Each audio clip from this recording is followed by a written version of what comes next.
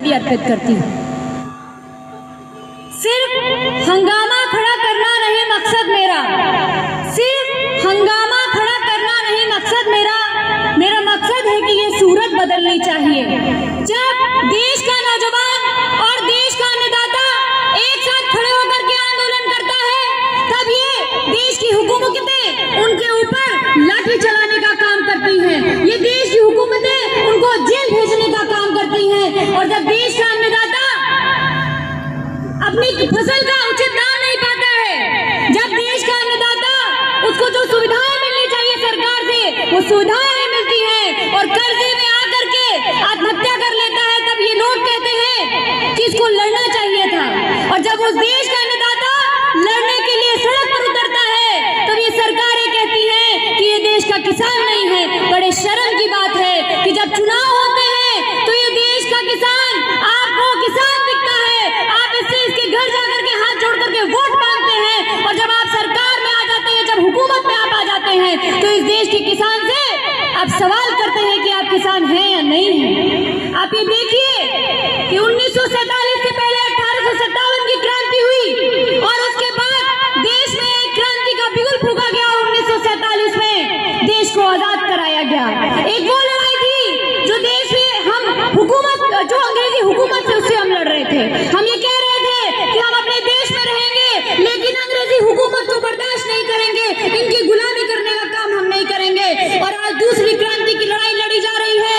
यहाँ पर बैठा देश का अन्नदाता इतिहास लिख रहा है, यहाँ पर बैठी मेरी माताएं और बहनें इतिहास लिख रही हैं कि हमारे पुरखों ने अंग्रेजों की गुलामी स्वीकार नहीं की थी। और नरेंद्र मोदी तुम भी सुन लो कि हम अंबानी और अडानी की गुलामी स्वीकार नहीं करेंगे। हम अपने देश में रहेंगे, अपने देश का अन्न पैदा करेंगे, किसी अंबानी और अडानी को बेचने नहीं जाएंगे।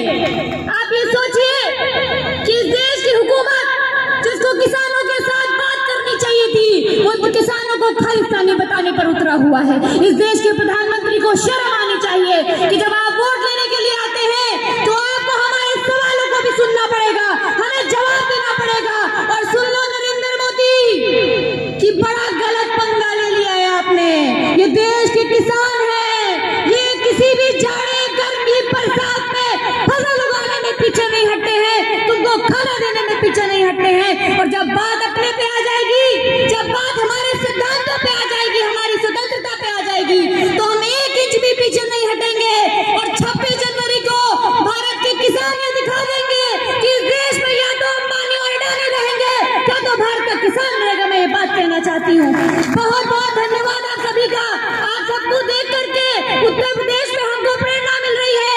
उत्तर प्रदेश के और तमाम लोग जो लखीमपुर से आते हैं, जो लखनऊ से आते हैं, जो सीतापुर से आते हैं, जगह जगह रैली कर रहे हैं, आपके समर्थन में बैठे हैं।